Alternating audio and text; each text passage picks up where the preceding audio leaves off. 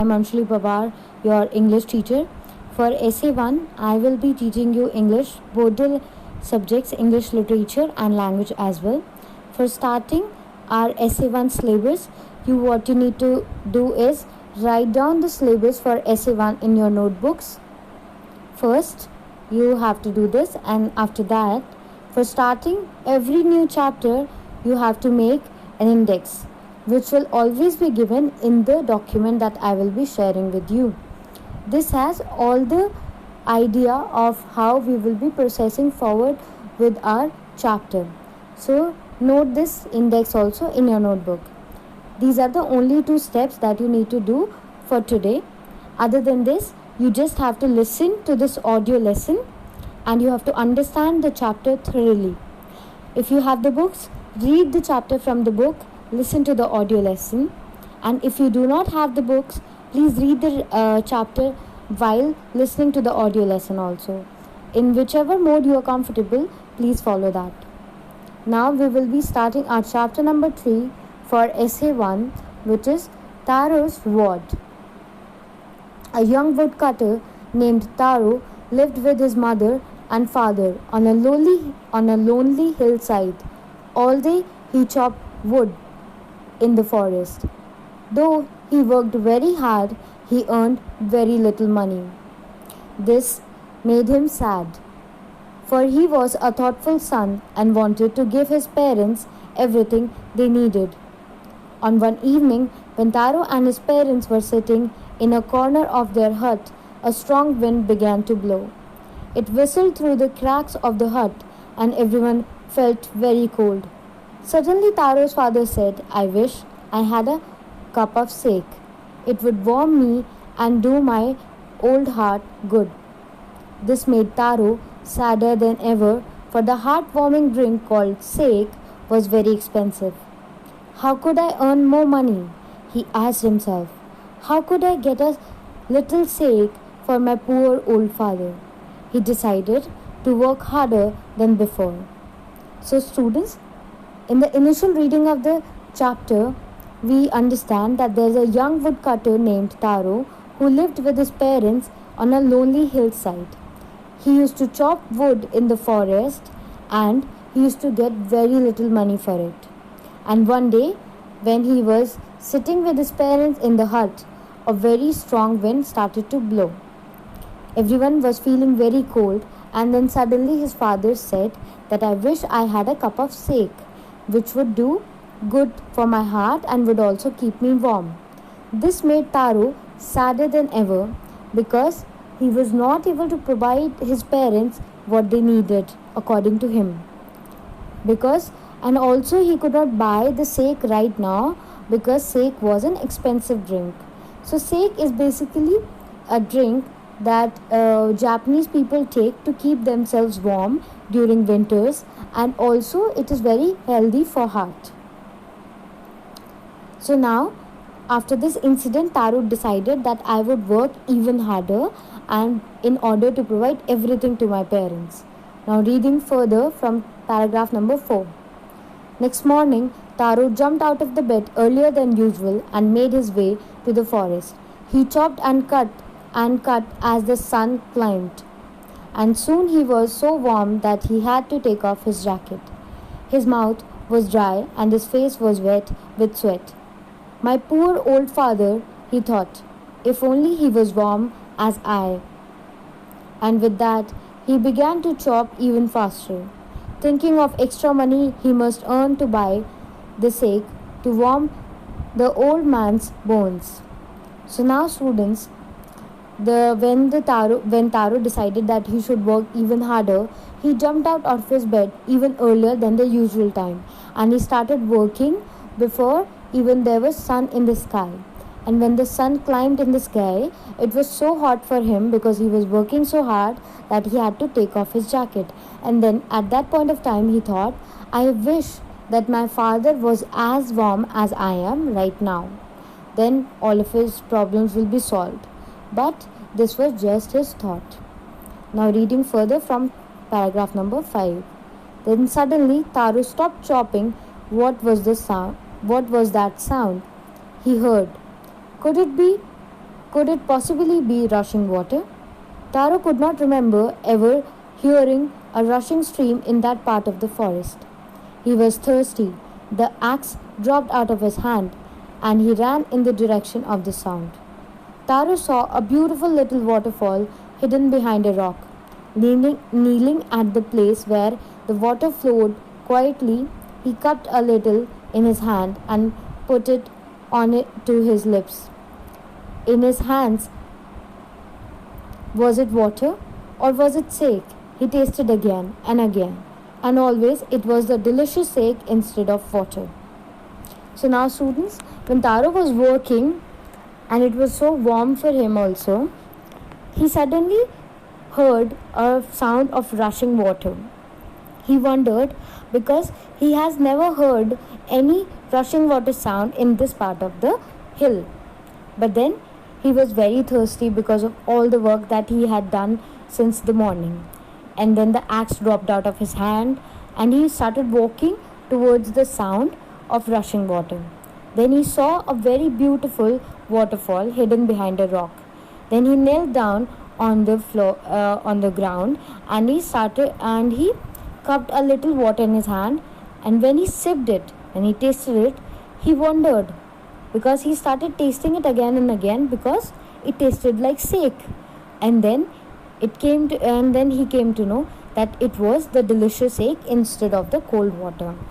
Reading further from paragraph number 7. Taro quickly filled the pitcher he had with him. He hurried home. The old man was delighted with sake. After only one swallow of the liquid, he stopped shivering and he did a little dance in the middle of the floor. That afternoon, a neighbor stopped by for a visit. Taro's father politely offered her a cup of sake. The lady drank it greedily and thanked the old man. Then Taro told her the story of the magic waterfall. Thanking them for the delicious drink, she left in a hurry. By the nightfall, she had spread the story throughout the village. So now, students, when Taro came across this magical waterfall, what he did was that he filled his complete pitcher with this magical water from the magical waterfall, which actually tasted like sake. So it was sake for them.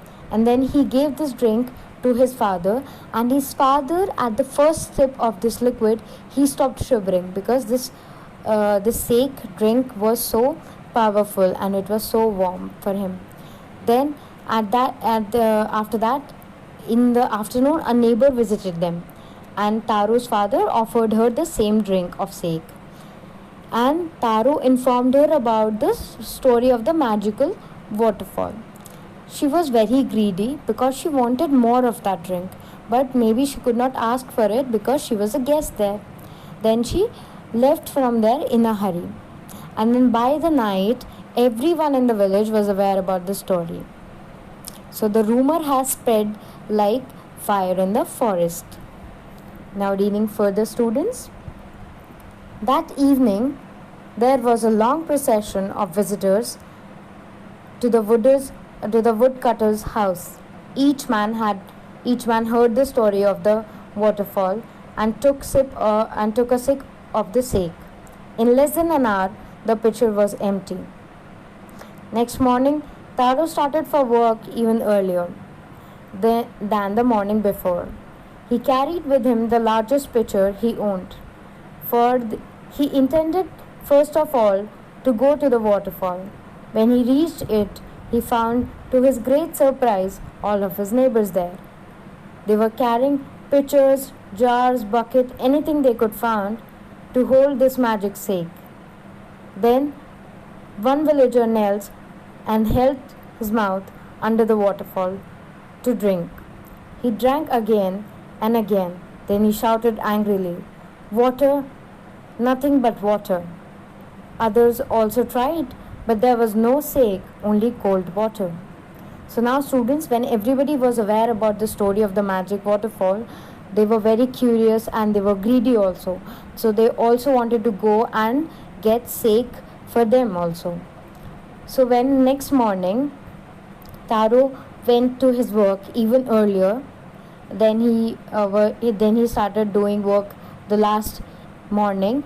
He went even earlier to the work, and he had carried the biggest pitcher of his house with himself so that he could store more of sake for his father. And then he intended he to go to the waterfall before starting his work, so that he would be able to secure the drink for his father. And when he reached the magical waterfall, he was surprised what he saw, because he saw all of his neighbors there, and they were all filling their pitchers, buckets, and the biggest containers they could find in their house. But then one of the neighbors tasted the water or the drink from the magical waterfall, and then he said angrily that water, it is water and nothing other than water. It is just simple cold water. Then everybody was so angry. Now reading from paragraph number 11. We have been tricked, shouted the villagers. Where is Taro? Let us drown him in this waterfall. But Taro had been wise enough to slip behind a rock. When he saw how things were going, he was nowhere to be found. Muttering their anger and disappointment, the villagers left place one by one. Taro came out from his hiding place. Was it true? He wondered. Was the sake a dream? Once more, he caught a little liquid in his hand and put to his lips. It was the same fine sake. To the thoughtful son, the magic waterfall gave delicious sake.